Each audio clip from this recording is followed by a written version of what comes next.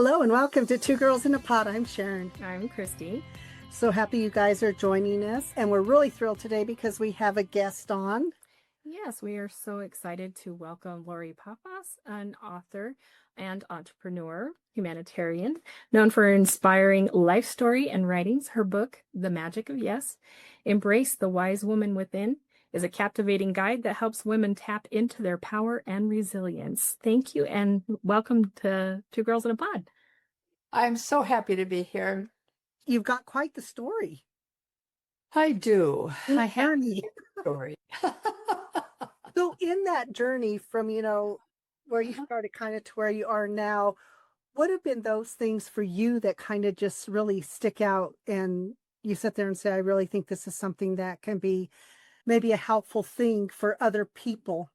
Well, I think it really is several things. First of all, it really is understanding who you are, really knowing what are your strengths, what are your weaknesses, what are good things, what are bad things, what can you do with what you have, and how can you make that better? And that has really served me well. I think one of the most important lessons really is hey, we're born with this. I talk about it being like a set of cards. You're born with a set of cards, and those cards are like who your family system is, where your location is, what your ethnicity is, all those kinds of things. And we can't change those. That's where we start. Now, what we do is really up to us because every single one of us are born with choice. Absolutely. Yeah, I think that people lose that. A lot of times they don't realize the power they have in how you play those cards too. Well, and I also think that people forget there's more cards. Yeah. At any time you can go draw from the deck, so to speak. When I was a young single mom, one of my favorite songs was "Remember the Gambler" by Kenny Rogers. Know when to hold them, know when to hold them. Know when to hold him, know when to play him, when to discard him, know when to walk away. Mm-hmm. I think that is so wise. I just really think that's a very wise message. Well, and I think what you'll find, when we look at people even going with that gambling thing is they always think it's going to be the next card, not realizing it's their decision on whether they play that card or not. It's like the power that you have in making those choices. Exactly. And every single one of us, even when I worked with the poorest of the poor people in Africa, every single person has a choice. Some of the choices really might suck, but we all have that power to choose. And sometimes we can't choose the event, but we certainly can choose how we react to the event. Absolutely. In my practice, I always try to teach people that control is an illusion. Right. Because really the only thing we can control is what I think, what I feel, and how I respond to a situation. But we so much of the time give that to this external forces that really they don't have the power that we think they do. We give them power. Right. You're so right, Sharon. That's so wise. I mean, it absolutely is spot on. The only choice we have is our behavior. I mean, that's the only choice we have is what we do with whatever it is. Because when we look at your story, you started, it was a little rough. Do you think that was a little rough?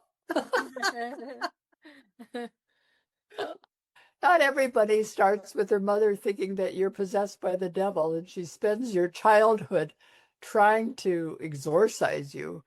And that's a little bizarre. It's a little out there. Mm-hmm. Well, and I mean, that sets a foundation for really questioning worth, and it opens up this door to not some of the most positive self-talk in a way, or you use so much more self-talk to get out of the negativity. So either way, it's a job. Exactly. I can remember my last name is Pappas. And I grew up calling myself Pappas US, because I didn't, why not? I mean, my self-worth really was not very, very good. I mean, but I found my worth in my doing, in my business, in my accomplishments. But it wasn't until later in life that I've been able to find my worth in my being who I am. And sometimes that takes a lot of unlearning from It does a lot of rewind. Mm-hmm. Well, and I think though, there's always been a little bit of that fighter in you, that little bit of that, at 17, wanting to do what you wanted to do. So it wasn't like well, maybe that's also that maybe being a little strong willed might have been mom's problem too, maybe. I don't know. I think, yeah, I happen to, and we certainly don't need to go there, but I happen to believe in reincarnation, and I know that I have been killed multiple times in multiple lives, and because I speak what I think, Mm-hmm. and so there was something in me that I didn't really, I really didn't pay a lot of attention to the fact that my mother didn't find me acceptable. I just thought she was making a poor choice, that she was the one that had the problem, that it wasn't about me. And now that really is an extreme case of denial. And that's what I had to sort out in my 50s. But that's how I dealt with it, was that she was the one that wasn't seeing me clearly, but yet it really impacted how I felt about myself internally. Well, and I think oftentimes when we do that, when we think that then that solves our problem and absolves us in a way, but our part is that in some weird way we're buying into it Right. in our choices, in those decisions that we make further down the line. Exactly. And I think absolutely, Sharon, that the reason why I personally had a huge gap between my personal life and my professional life, they weren't integrated. Okay. They just weren't integrated. And I think in our generation, a lot of career business women have struggled with that. And that the fact that they're very capable and were able to do things, but when it comes then to that old programming that we learned as children, Mm-hmm. that's what really trips us up. Oh, absolutely. And I, Yeah. and I think when you come from those backgrounds that are more rigid. You're so politically correct. I love it. Well, you grew up in that background. Yeah. Yeah. They didn't try to exercise me, but if I questioned anything, it was just, unheard of, that you don't question your faith. And that was what it was. Explain, how is this? And, they had a hard time with that. So I guess I kind of just learned I kind of lost my voice. I became pretty quiet and just Right. reserved. Right. And you really think about it. How many parents, when a little girl is sassing or talking back or not agreeing, most parents say, well, be good, be quiet, or what have you. That's terrible. It really is. I Yeah. mean, Mm-hmm. you never hear anybody say, oh, yay, my kid just told me that I was all wrong. That really is good. If that little child is that discerning and is able to cognitively put it together why they don't agree with what that adult is saying, boy, that's phenomenal. It But really is, but they don't see it as discerning. I know that for me, it was oh, the thing of, well, that's just the devil talking to you, exactly, making you. exactly, exactly. Whereas, boys got a little more get out of jail free card. Oh, boys will be boys. Mhm. Well, we were supposed to be good. Yeah. Well, and I think even in that, there's this really good book called The Audacity to Be Queen. Mhm. And she talks about in there, when we silence women, we take away their intuition as well. And when we silence that intuition, that's why we continue to get put into these situations where the intuition is saying, oh, danger, danger. But everything else, that stuff that we learn, it becomes that driving force. So we will minimize the intuition and go with the status quo of what that upbringing looks like. Exactly. It's all those darn supposed tos that get in the way. Yeah. And I learned early on, I just do not want anybody to define my supposed tos. I want to define my supposed tos. That's why you were probably, let's talk a little bit about your business life because, you were an entrepreneur when a lot of women weren't doing some of the stuff you were doing. So talk to us a little bit about that. Yes, I definitely will. And let me start by saying one of my advantages was the fact that I had grown such tough skin to survive my childhood. So thanks, mom and dad. No. Yeah, I mean, really, it's taken a long time to kind of get to that point.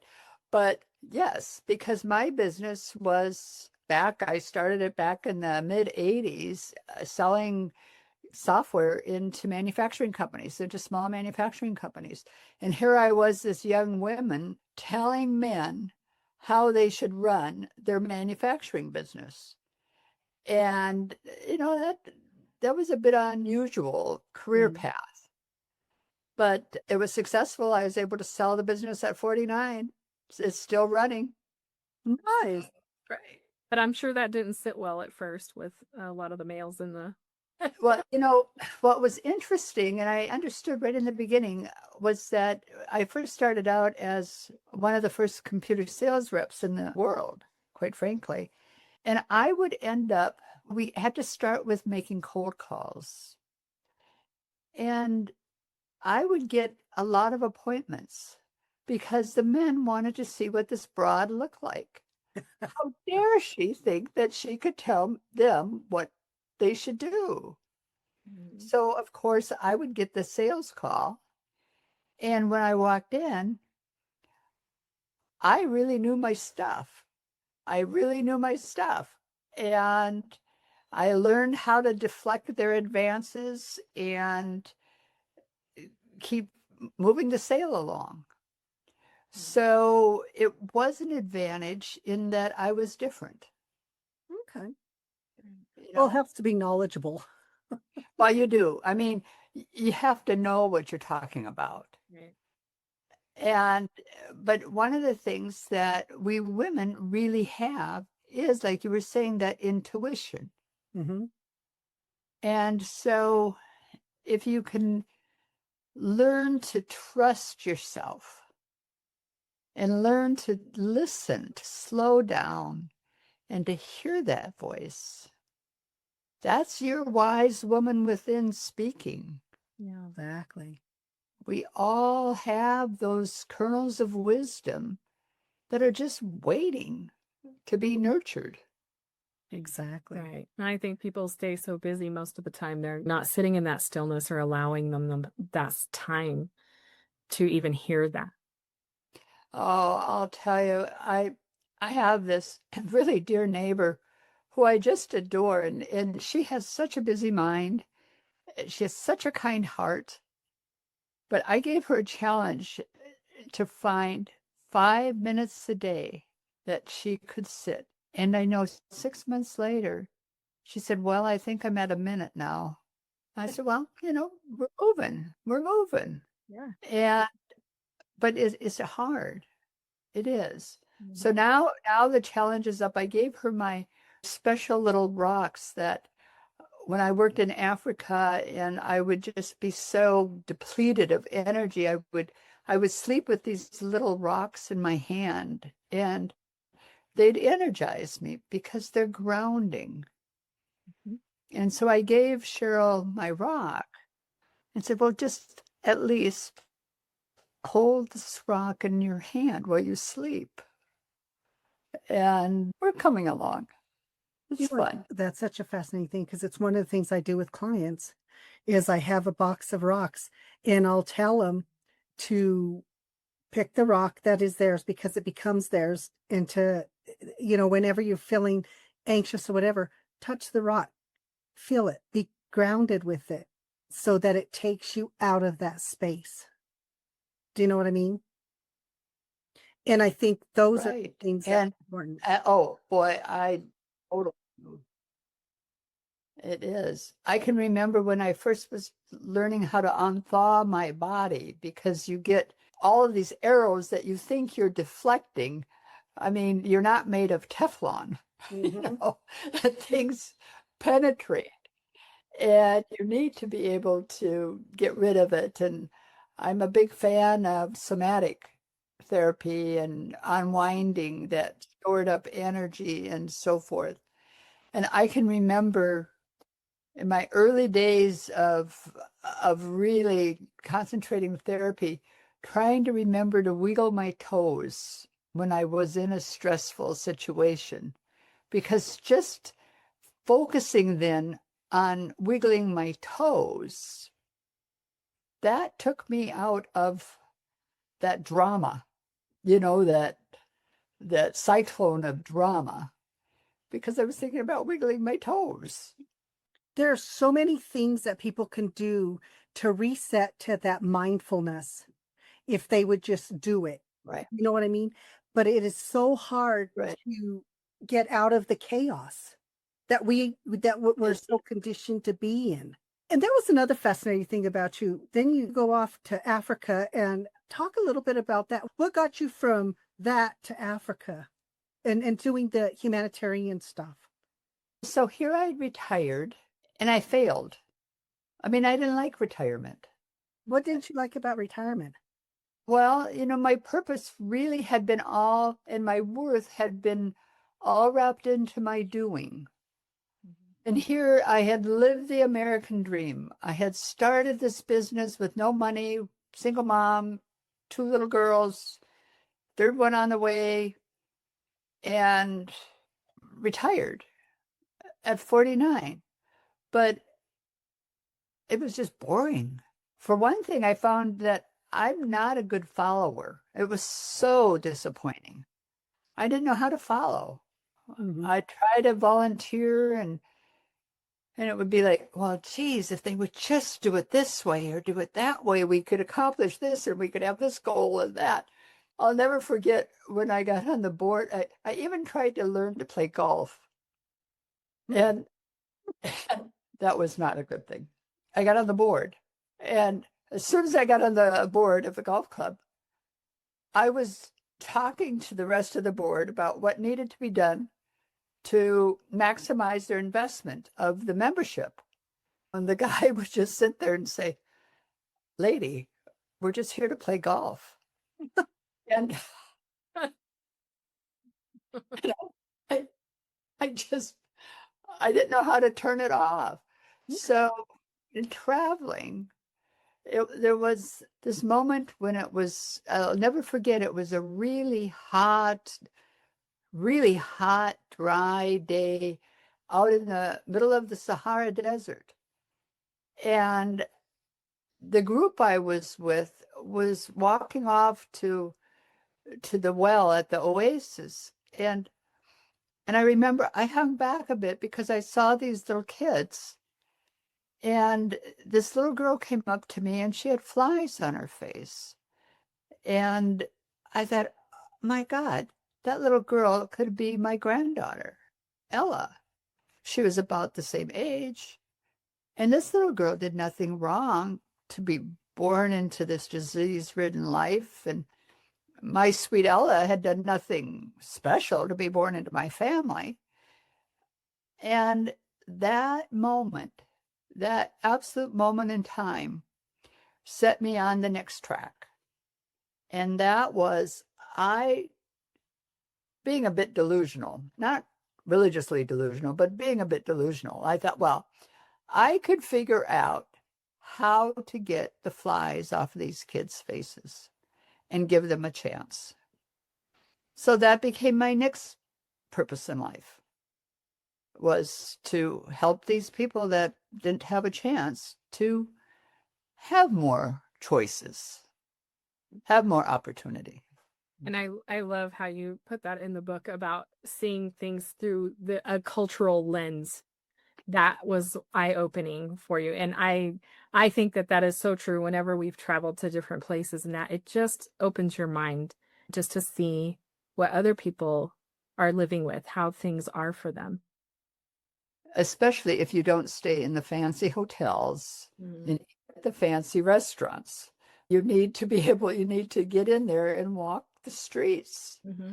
and see these people as people, because that's who they are. Yeah. Mm-hmm. And it's so enriching.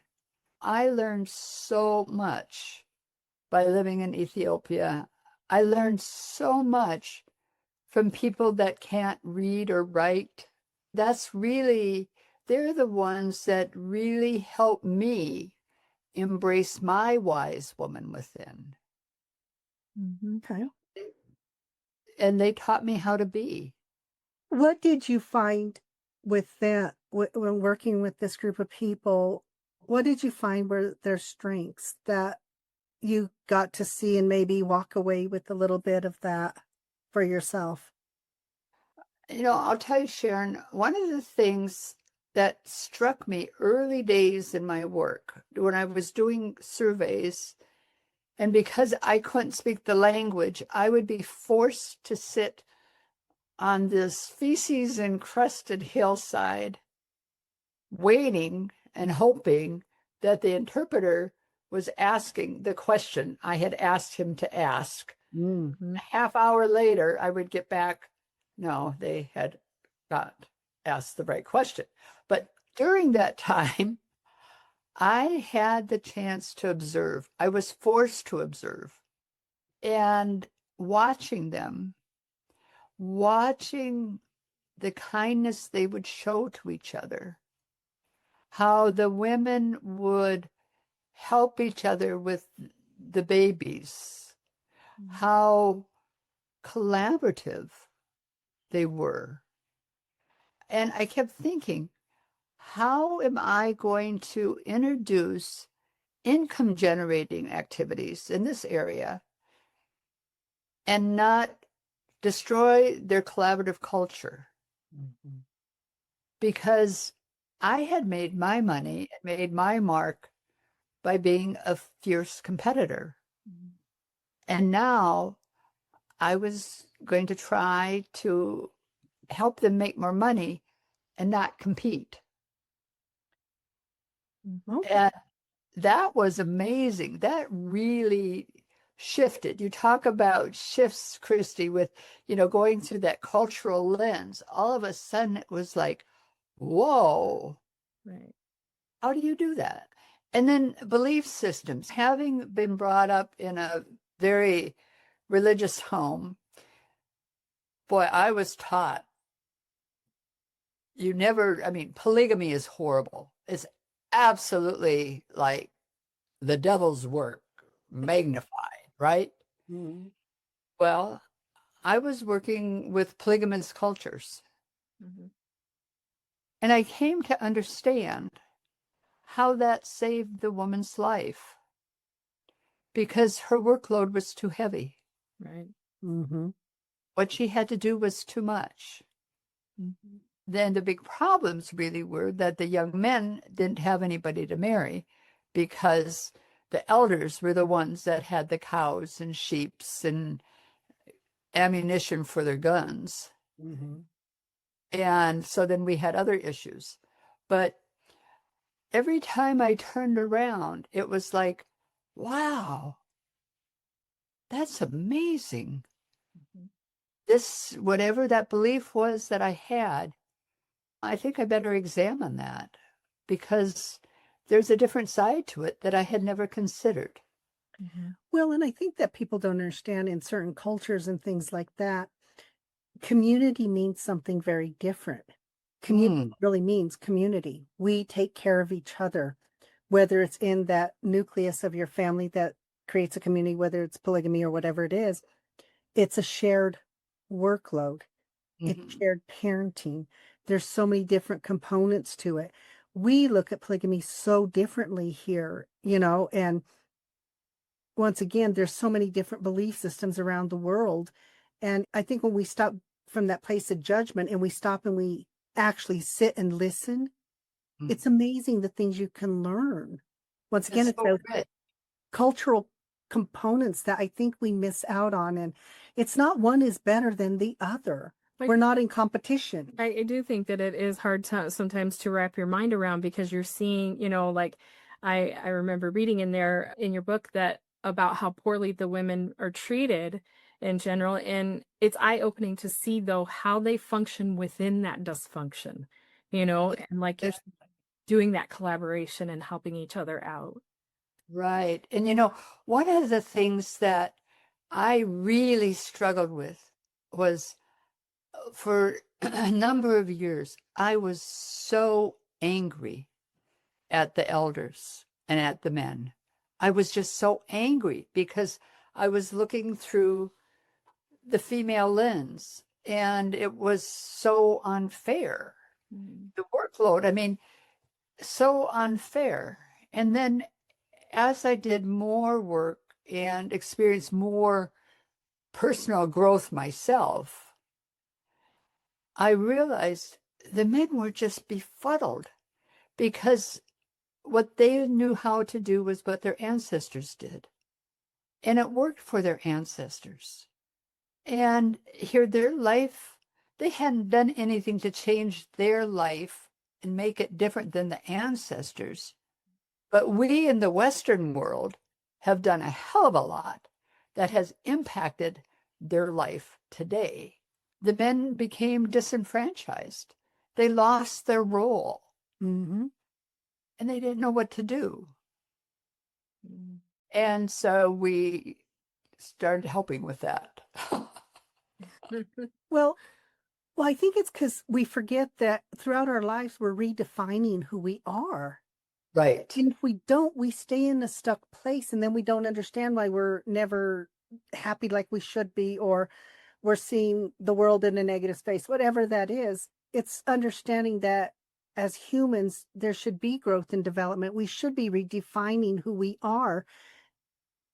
But culturally, I think sometimes when you look historically, people do get stuck in their roles, very traditional roles. And then somebody's there like, but I don't want to do this. I've had men who say, I would really love to be a stay-at-home dad. That would be my idea. I want to raise the kids. I want to spend. But once again, it's, are you going to do what you're going to do, or are you going to buy into the social construct? Right. You know, Right. it's on so many different levels we see it.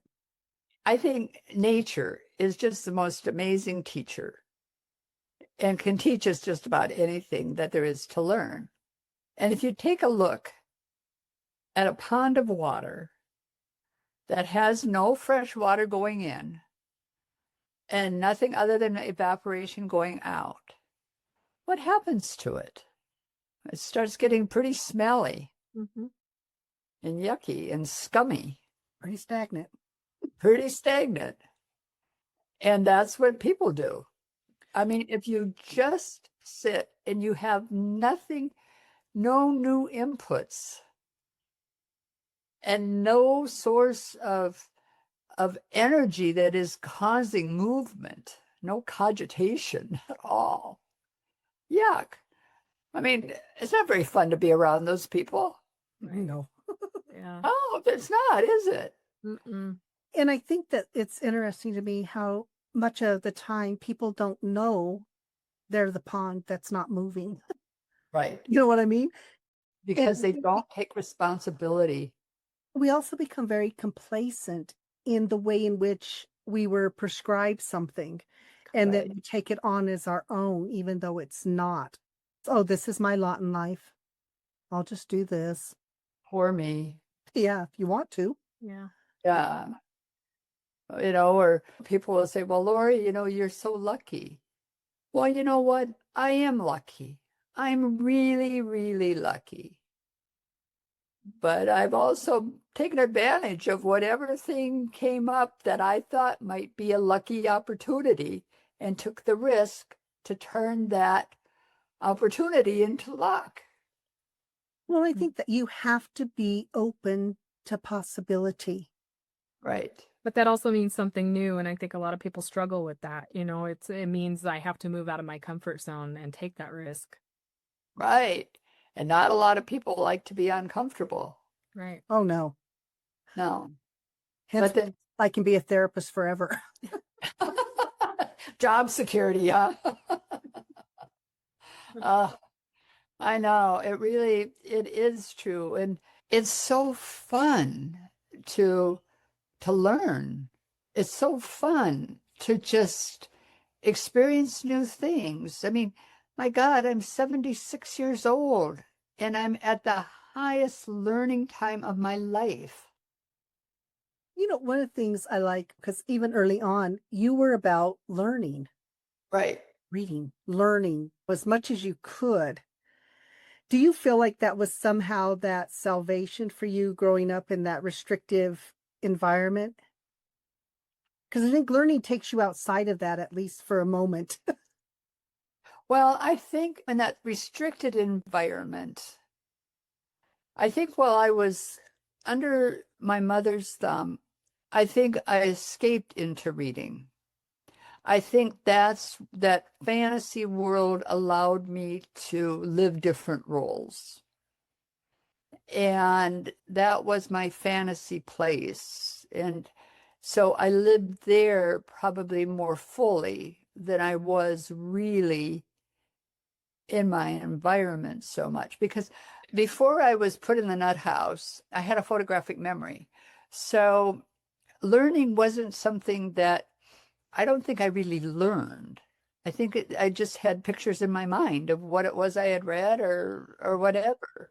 And I had to start learning once when I was before I stopped swallowing those pills in the nut house as a way to get out, which people are going to just have to read about it to find all the details. But anyway, once I stopped swallowing those pills and managed to escape the nut house, my memory was gone.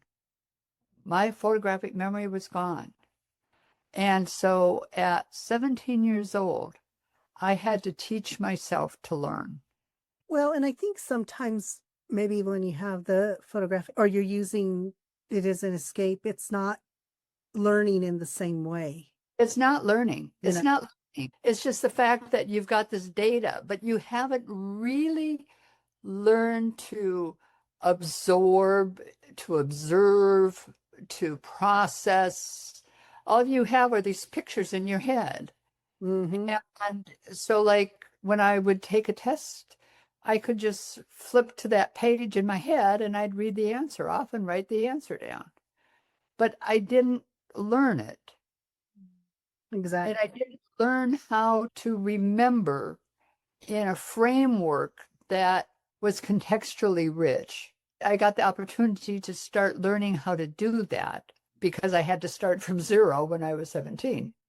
Isn't it amazing how we can look at something as traumatic as being put into a nut house, Right. that it was also a place where you learned that you weren't learning in a way. Right. So you have to get out, and then it's like this whole new world in a way. Exactly, Sharon. And that's what I try to communicate is that we're dealt these cards, but how we play them is up to us. And we can do just about anything. I mean, one of my biggest heroes in my life is Gulu Bola, and she's in my book. Mhm. I love her dearly. She's the wise woman of South Omo. And I met her. Gulu could not speak the language, the Mark language, which is the national language. She really couldn't count over 10. And she was the chairman of the Minagelti Women's Cooperative. But I could see her spirit. And we went through a whole adventure, and eventually I was able to start a school and teach the women how to read and how to count. And we installed a rural trading center because where she lived was 50 kilometers from the nearest market town. And the women would have to walk to get there. And we started this little rural trading center, and Gulu still runs it today. Oh, awesome. And they manage their money. They've got a grinding mill.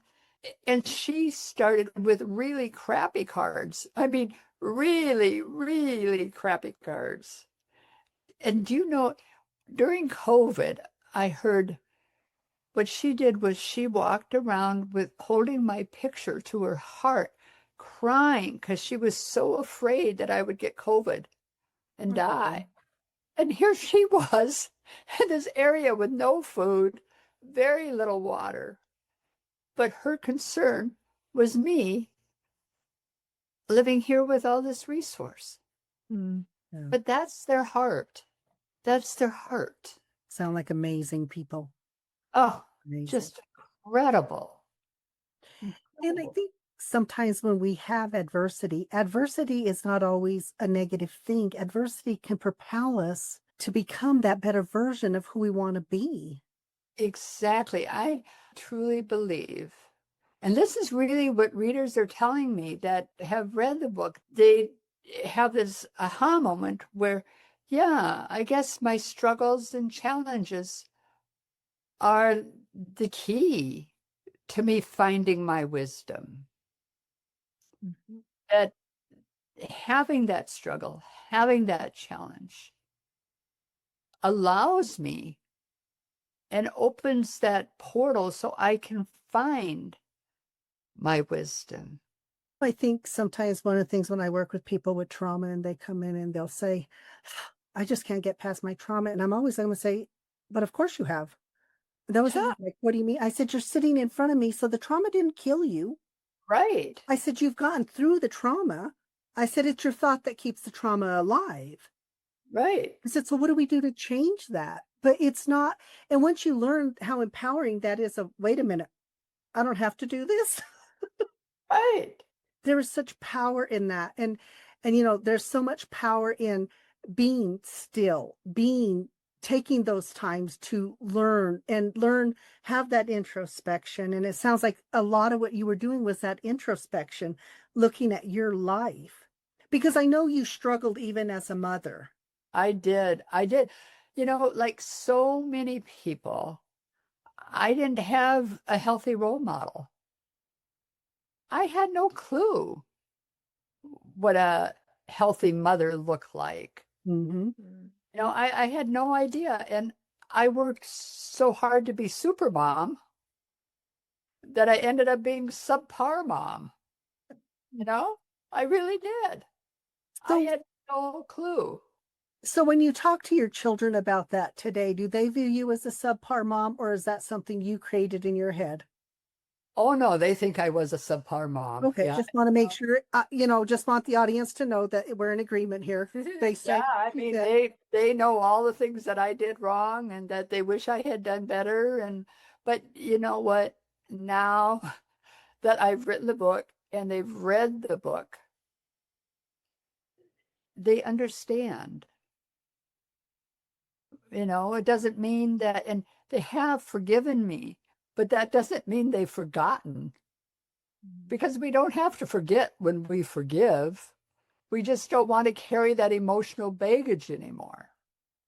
well, and I think the thing is that when we step away, and I think one of the biggest things we do when we're having relationships with people is truly to take that step away, or at least to learn about their journey. Because if I learn somebody's journey, I'm more apt to have empathy and to have an understanding than if I just sit there and pass the judgment of, well, she was just subpar. Well, why was she?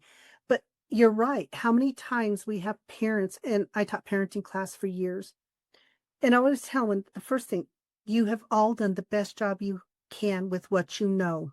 Absolutely. And I did. I did absolutely the best job that I could do with what I know. And I have never done anything intentionally to harm anybody. Mm-hmm. Exactly. And that's why I'm so thankful that I've been able to forgive myself. And that was very difficult to do because you so much want. I mean, more than anything, especially when you had a crappy mom, you so much want to be different and so much want to be that perfect, but you don't have the rule book. And back in our days, I mean, it wasn't like it is today where there's so much more available. So you do your best, and I always did my best. And I think so much of the time when we look back on our history, I always tell people when you're looking back on your history, have gratitude for all of those moments, each place that you were in, because it still got you to where you are today. Right. And we've got to learn to enjoy the journey, the good, the bad, and the ugly of it. That's why when I go through my dream model that I come to appreciate more and more all the time. Oh, yeah. Really helps me. And the A in dream is acknowledge, and the fact that there are hardships.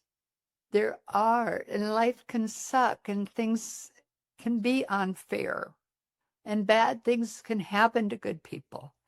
But we're human. That's the way it is. So we have to move on.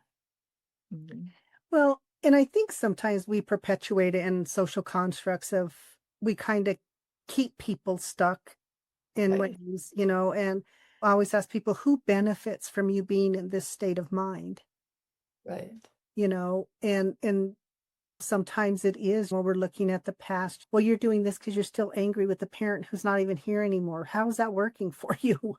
Right. It's that, well, we're just supposed to because you're not supposed to. That's not an okay thing. Whatever it is. Perfect example of the supposed to's. Exactly. I know one of my former stepdaughters said to me when she was little, she says, yeah, when you really are so angry at somebody else, it's like you're drinking the poison and expecting the other person to die. Yeah. And boy, you are so right. That's exactly right. Is only person you're hurting is yourself. Yeah. Exactly. And it sounds like, as you've been on this journey, it's taken a minute, but it sounds like it's still been fulfilling in the way that you're where you are today. Oh, I love where I am. And I have now embraced the fact that I'm a wisdom elder. I am. I've been able to access that wisdom. And my purpose now is to share and to help others access their wisdom. Is that something that you thought that was just kind of grew organically for you, or was it something you said, well, I want to do this and now I'm going to move on to this? Or was it just more because of your own process that you're there? Well, I'm going to share this because I think it's relevant. When I was in Ethiopia, I would come home at night exhausted. And instead of being able to read, the electricity would go out. And I was forced to think. Hmm. And sitting there in the dark, I would think about the different challenges and struggles. And I came to realize that those challenges and those struggles really were the key for me. And I was able to start harvesting that wisdom. And that's what readers are telling me. And I so much want to find the best ways to help people harvest their own wisdom. Go ahead, Christy. You look like you're ready to say something. Oh no, well, I was gonna say, I think that one of the best ways that we do that is sharing those stories. Right. This is really, it's wonderful because it gives people that insight, even like you were saying about your children. They didn't know what you were thinking at that time, but at least they can read this and get some insight about that. Right. Right. And our relationships have healed. I'm so grateful. The whole thing is, though, we need to be really clear on what is it that we need and we want. What is our desire? Right. What is and then our passion and purpose? exactly. And then we need to reflect, what is it that we know? I mean, we all know a lot, but it's really important to separate what we know from all the noise, all those supposed tos, all that emotional baggage, all that crap. I mean, that programming and so forth. If we can separate that noise from what we know, then we're able to say, oh, it would really be good if I could learn this or learn that, and I could gain this skill or get this perspective. And then you keep in mind knowledge that you're going to make mistakes. Yeah. Well, We I all think do.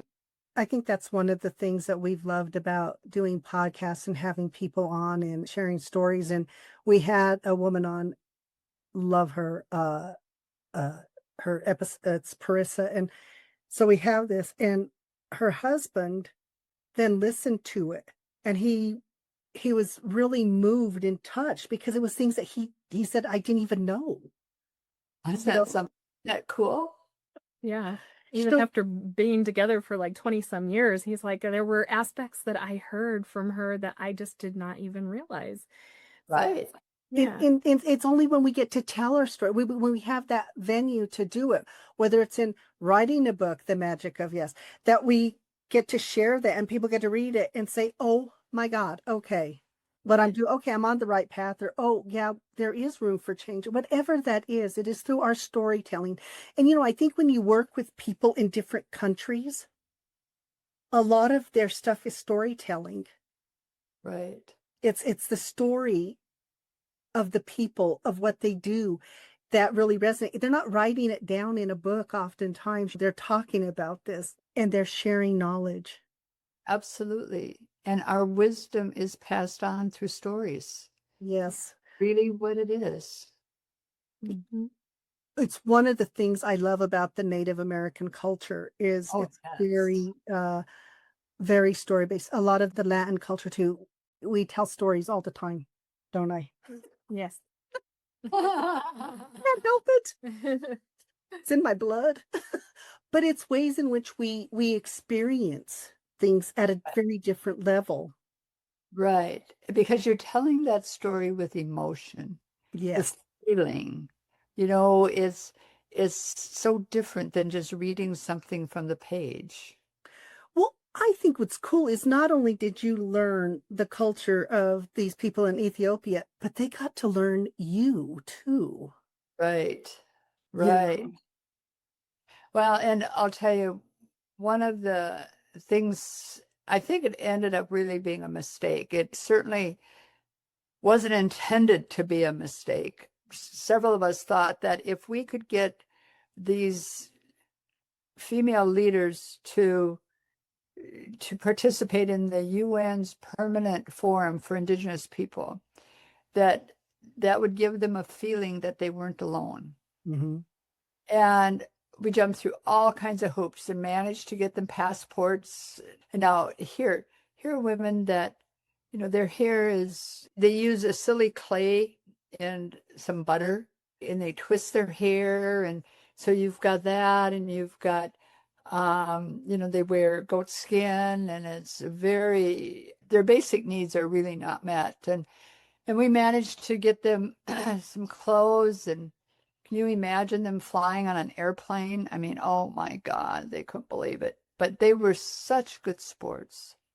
Mm. And had them at the UN, had them in Congress, because I needed to get some appropriation bills, language interpreted differently, so we could keep doing projects. And had them to my home at the time was in Minnesota. And one of the days they asked me, they said, well, Lori, so could you just send somebody over and make our world like that? And I said, no, I really don't think I could do that. But when they got home, they were really misfits. And one of them really was persecuted and really bad. The other one, Gulu, managed to survive a bit better and end up prospering a little more from it. And because it took a couple months before I could get back down to the field and work on attitude readjustment down there. Mm-hmm. Mhm. But I realized that we Westerners can really think we're doing good, but we're really not being as sensitive to what the long-term impact there might be with our interventions. And it's so important to learn to look at things through their eyes, but it's as difficult for me to look at the world through their eyes as it is for them to look at the world through my eyes. Exactly. And sometimes you can have those experiences, and I mean, the cool thing is nothing can ever take away their experience. Right.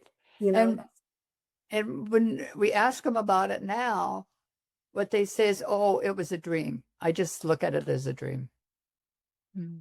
well, I think it's cool that you were able to help navigate somebody's dream. Oh, thank you. Oh, I love that. Thank you, Sharon. Those things are so important, and sometimes they're only moments, but that's okay. It's amazing how one moment can carry us. It is, isn't it? Mhm.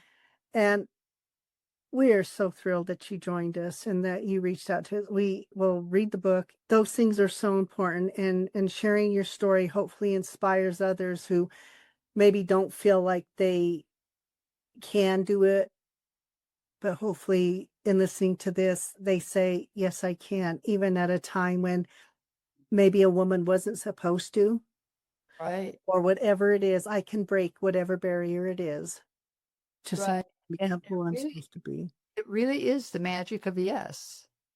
Yeah. It really is saying yes and instead of saying no but. It's yes and. Yes. Mm. So wonderful, wonderful. And thank you so much. Yes, and to our audience, this is the book we're talking about right here, The Magic of Yes, Embrace the Wise Woman Within. Lori Pappas, thank you so much for being on with us today. Yeah, Oh, thank you. I so enjoyed myself.